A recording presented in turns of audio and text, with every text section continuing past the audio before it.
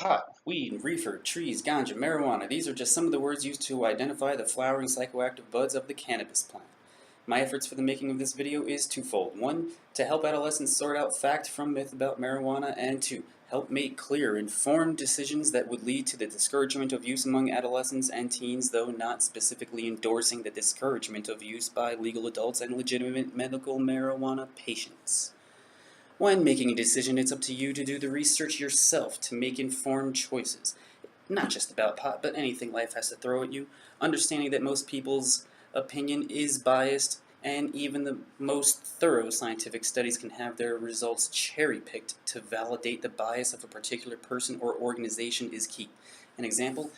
According to Teen Drug Abuse by Greenhaven Press, even worse, your ability to drive a car is adversely affected.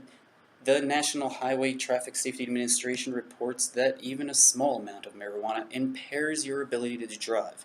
Conversely, according to Why Marijuana Should Be Legal by Ed Rosenthal and Steve Cubby, here's what the National Highway Transportation Safety Administration has to say about a 1996 study of marijuana's effect on actual driving performance conducted on freeways and urban roads in the Netherlands with various doses of marijuana.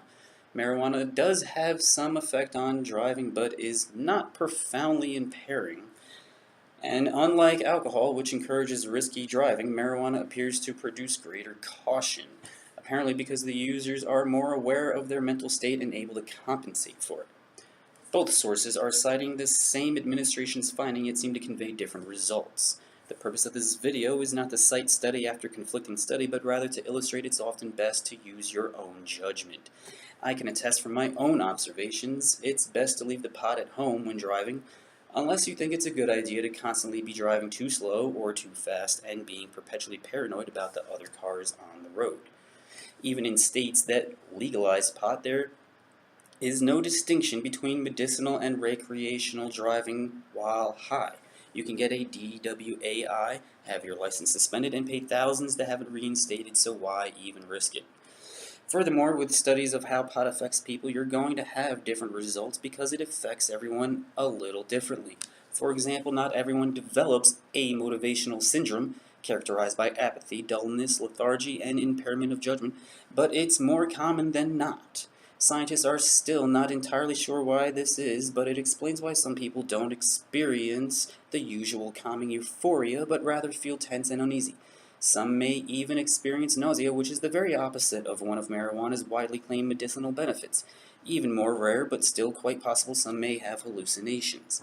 You may be wondering, why is pot classified as a hallucinogen when it's not associated with an intense visual hallucinations known with harder illicit drugs like LSD?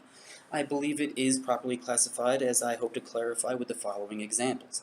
Many users of marijuana report heightened senses. Food tastes better, colors seem brighter, music sounds better. Many also report extreme paranoia, distorted sense of time, short-term memory loss, and uncontrollable laughter at something that in hindsight usually reveals nothing funny at all. These are all examples of why marijuana is a hallucinogen. Studies have proven that pot is not physically addictive. Many users use this fact to downplay the addictive nature of consuming pot as well as their own addiction. Without delving too much into the science behind the difference between physiological and psychological dependence, let me just say, when one is addicted to a substance, and it's all they can think about, what difference does it make if those messages are coming from the body or the mind? Many people also believe that since consuming pot for medicinal purposes is now legal in many states, that it leads to the assumption that marijuana is harmless. This is an absurd assumption because morphine and oxycodone are medicinal and the furthest thing from harmless. In conclusion, although it's been proven marijuana has some medicinal properties, shown to have no physically addicting properties, and is not directly responsible for a single death, regardless, it is far from harmless. It can cause you to hallucinate, feel hungry when you're not really hungry, paranoid when there's nothing to fear, and full of laughter when the only thing funny is you. It distorts your sense of time, making an hour seem to last forever and a month to go by in a flash. It can negatively impact your short-term and working memory. Lastly, it can even affect your personality, causing apathy and lethargy. In spite of all you have learned today, you still want to experiment with marijuana. Note that numerous studies have shown the brain continues to develop beyond the teens and into the 20s. Please respect the laws that have been enacted in legal states for your own protection and wait until the age of 21 or later. After all, take it from me, I'm just now getting back to school after over 10 years of getting high. I forgot to go to school for over 10 years.